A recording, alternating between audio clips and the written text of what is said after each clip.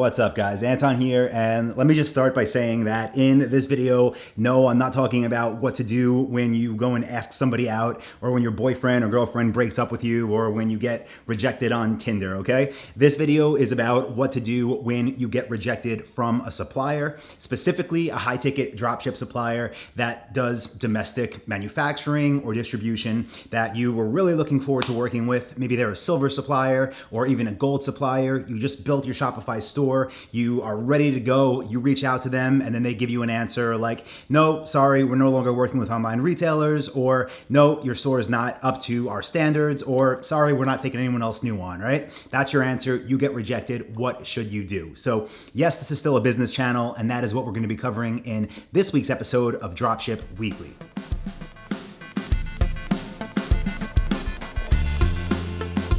So the first thing you should really think about here is, just look at this from the supplier's perspective or the brand's perspective, right? Picture you were much more established in business now, and 10 years down the line, you have your own brand of whatever. Let's say you sell desks, right? You have your own desk brand, and someone contacts you and they say they want to sell your stuff, and you're always looking to expand as a business owner. You're always looking for new retail outlets, but this person comes to you and you should get excited, right? What's going to make the difference of whether you say as the business owner, yes, I would love for you to sell our desks, or to say, sorry, we're not accepting anybody right now, or to say you don't meet our standards yet. Why would you say that, right? It would be if you really didn't believe that this person approaching you didn't believe. You didn't think they were qualified enough. You didn't think they were a real business. You didn't think they would bring you any extra customers and better your business. So always think of this, again, from the business owner's perspective, the brand's perspective, the manufacturer, the distributor, the company you're reaching out to whose product you want to sell. They really do need to believe that you're going to help their business. And if they do believe that, and more importantly, if that's true, then you're going to get approved all day long. Now, the reason I wanted to talk about in this week's episode of Dropship Weekly here on the Dropship Lifestyle channel is because, for years now, I've seen in our private Facebook communities, people all the time, like they get so nervous when they're about to start calling suppliers because they don't like rejection, right? It's human instinct. We don't want to be rejected with anything. So people really build up a lot of stress about it, and because they know they don't know what they're saying yet, and they're going to deal with some. So let me just say that's fine. That's one of the reasons in the Dropship Blueprint, I recommend having at least 20 different suppliers to reach out to. That way, even if you really screw things up, if you stutter through all your words, if your voice cracks, if you forget what you're talking about, then guess what? It doesn't matter. You can move on to the next one, right? If you have that list of 20. But just know that if you present yourself the right way, and if you do your research prior to the call when you're trying to get approved, your odds are going to dramatically increase. So think about this from maybe the perspective of a business that's hiring, right? Let's say you were a business owner again, and you were hiring someone, right? To be an employee, maybe to run your marketing, okay? So you put up an application online, you say, yeah, we're always looking for great people. Someone applies for your role as a marketing manager, and then they come in and you say, okay, great. What do you know about our business? And they just sit there like, oh, I don't know. I wanted to get into marketing and I saw you were hiring. So, can I have a job? You're gonna say no, right? It's the same thing with a supplier. Again, if you were a desk supplier and someone called you and they said, hi, I want to sell your products. And you said, oh, okay, great. Where are you calling from? And you said, well, I don't know. I'm thinking about opening an online store, and I heard desks are hot items and I know they're expensive, so I can make some money every time I sell one.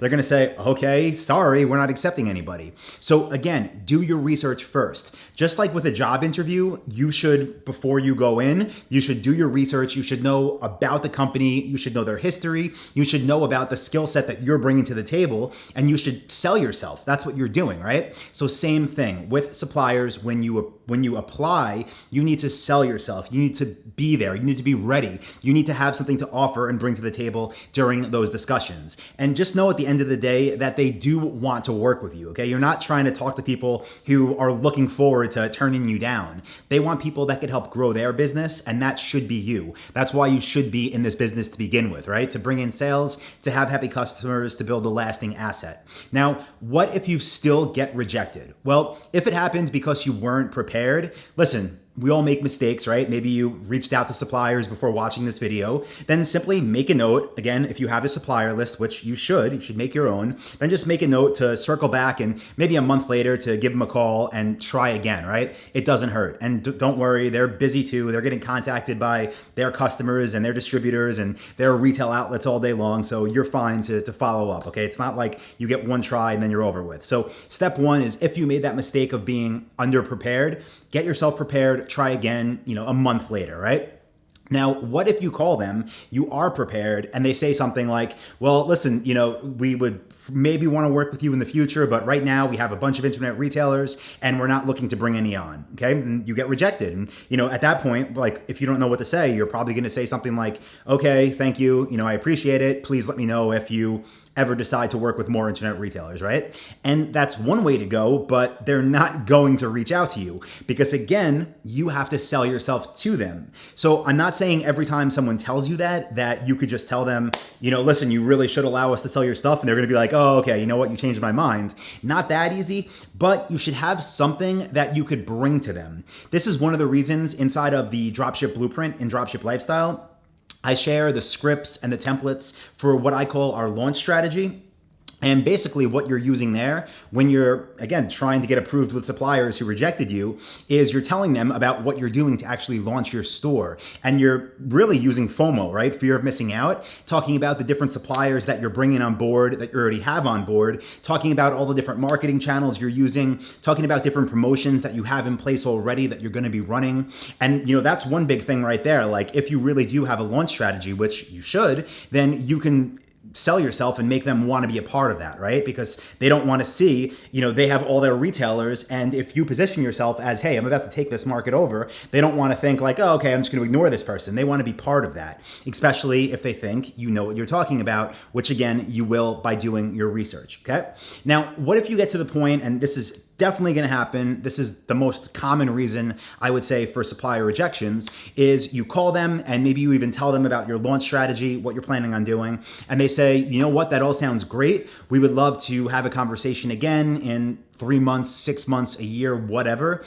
But we require all of our new internet retailers to have an Alexa score over 100,000 and to be, willing to estimate that they're going to bring us whatever it is, $20,000 of business a month, right? And if you don't have those in place already because you're a new store, right, then you can't show them that. And if that really is their company policy and they're a big company, they're not just going to bend that for you no matter how well you try to sell yourself, right? You still are going to have to basically wait until you do what they require. Now, the good news is you could still do that because when you did your research, you found at least 20 suppliers in your industry and you're going to work with all the other ones that don't tell you that. And on your supplier spreadsheet that you get from the Dropship Blueprint, you're going to have marked down in notes next to the ones that gave you minimum requirements. Again, usually things like either analytics, screenshots, Alexa scores, monthly sales volume. You're going to have notes for all the suppliers that have those minimums, and you're going to keep looking at them. And when you hit those numbers, you're going to get on the phone, you're going to email your contact, whoever it was you spoke to,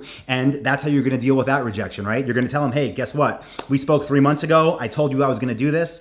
Here's some screenshots. I just did it. Who should I speak to about getting my account set up? And you're going to get those suppliers. So I guess moral of the story here is as long as you're prepared and as long as you're confident, which if you're not confident, that's a whole nother story. And the way you get confident is by knowing your stuff. So if you don't know your stuff yet, then again, don't just try to fake it.